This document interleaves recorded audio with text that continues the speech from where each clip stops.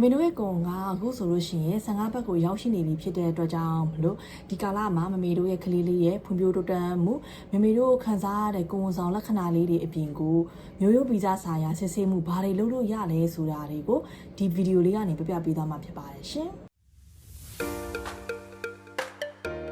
်အားလုံးပဲမင်္ဂလာပါဒေါက်တာနိုဝင်ဘလော့ကနေပြီးတော့ပြန်လည်ကြိုဆိုလိုက်ပါတယ်ရှင်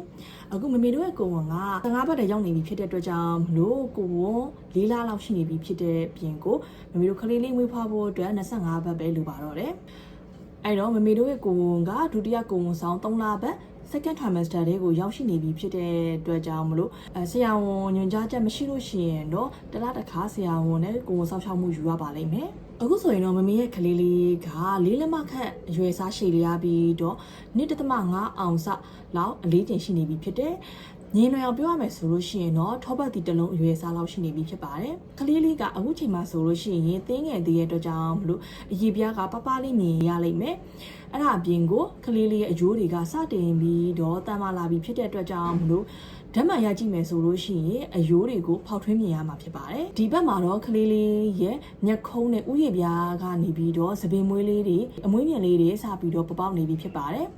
တကယ်လို့မမေတို့ကလေးလေးကသပင်အမဲရောင်ရှိမယ်ဆိုလို့ရှိရင်တော့သပင်မှာရှိတဲ့မွေးညင်းအိတ်ကလေးတွေကနေပြီးတော့အမဲရောင်ဆိုစေ pigment လေးတွေကိုစပြီးတော့ထုတ်ပေးနေပြီဖြစ်ပါတယ်။ကလေးလေးရဲ့မျက်လုံးနဲ့နေရွက်တွေကသူ့နေရာနဲ့သူရောက်ရှိနေပြီဖြစ်တဲ့အပြင်ကိုနေရွက်ကလည်းရှိရမယ့်အနေအထားကိုရောက်ရှိနေပြီဖြစ်ပါတယ်။အဲ့ဒါပြင်ကိုကလေးလေးရဲ့အရေပြားမှာရှိတဲ့မွေးညင်းအိတ်ကလေးတွေဒီ accessory glands လေးတွေကစပြီးတော့ဖွံ့ဖြိုးနေပြီဖြစ်မဲ့သူ့ရဲ့အရေပြားကတော့ပါလွာနေစေဖြစ်ပါတယ်။ခြေထောက်တွေကလည်းလက်မောင်းတွေထက်စားလို့ရှိရင်ပို့ပြီးတော့ရှည်လာတဲ့အပြင်ခနာကိုအချိုးစားကလည်းပို့ပြီးတော့ပြည့်ပြည့်လာပြီဖြစ်တယ်15ဘက်မြောက်မှာဆိုလို့ရှိရင်ကလေးလေးရဲ့အယိုးကနေပြီးတော့ရိုးတွင်းချင်စီတွေစပြီးတော့ထုတ်လာပြီးဖြစ်ပါတယ်ကြွသားဖွံ့ဖြိုးမှုတွေကလည်းဆက်လက်ပြီးတော့ဖြစ်ပေါ်နေပြီးတော့ဒီအပတ်လောက်ကနေစပြီးတော့ကလေးလေးရဲ့ကြွသားတွေကကလေးလေးလက်သီးကိုစုပ်ပြီးတော့ကွေးနိုင်ဆက်နိုင်တဲ့အထိဆ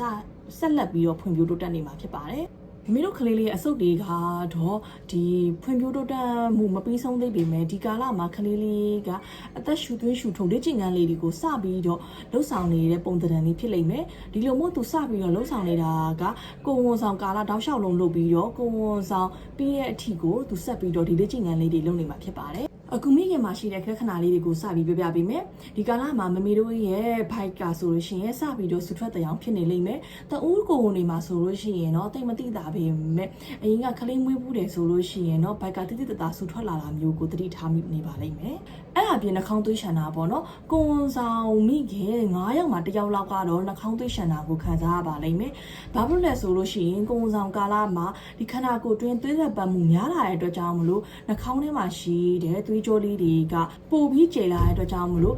တစ်ချက်နှာခေါင်းသွေးရှန်တာမျိုးတွေကိုကြုံတွေ့ရပါလိမ့်မယ်အဲ့ဒီနှာခေါင်းသွေးရှန်တာကိုဘယ်လိုမျိုးထိန်းချုပ်ရမလဲဆိုတာကိုဆက်ပြပေးမယ်နှာခေါင်းသွေးရှန်ရင်အရေးကြီးဆုံးကတော့ခေါင်းကိုအနောက်လန်ပြီးတော့နှာခေါင်းသွေးရှန်တာကိုမရက်ပစ်ပါနဲ့ခေါင်းကိုတက်ထားပြီးတော့ဒီနှာခေါင်းအယိုးကိုလည်းတွားပြီးတော့မညစ်ပါနဲ့နှာခေါင်းရဲ့ပြိုးတဲ့နေရာလေးတွေကို9မိနစ်ကနေ10မိနစ်လောက်ထိကိုညစ်ပေးထားပါနှာခေါင်းသွေးရှန်တာက10မိနစ်ထက်ကြာရင်ဒါမှမဟုတ်မကြာခဏဖြစ်နေရဆိုလို့ရှိရင်တော့ဆရာဝန်ပြသရပါလိမ့်မယ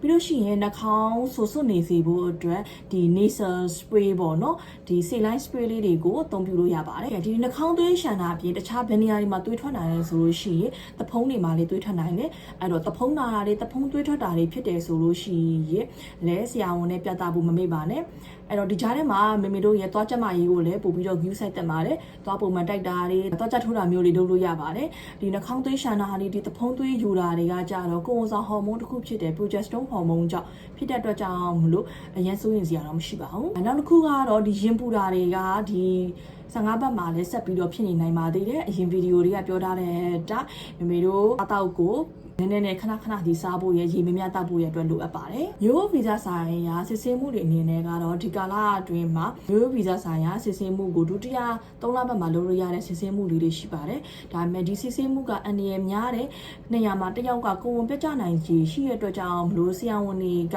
ကဒီ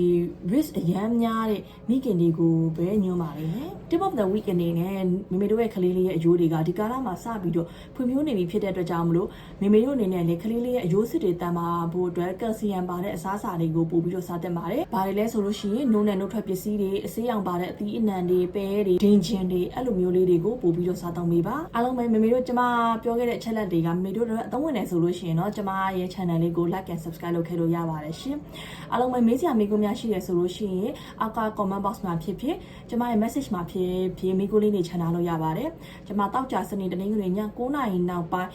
အားရင်အားသလိုဖြေထားပေးပါမယ်ရှင်။အားလုံးပဲကိုယ်ဝန်ဆောင်ကျန်းမာရေးမိခင်တွေကလေးကျန်းမာရေးကလေးကျန်းမာရေးအမျိုးသမီးကျန်းမာရေးဘူးသူတာတွေသိချင်တယ်ဆိုလို့ရှိရင်တော့ကျမရဲ့ channel လေးကို like and subscribe လုပ်ထားလို့ရပါတယ်ရှင်။အားလုံးကိုကျေးဇူးတင်ပါတယ်။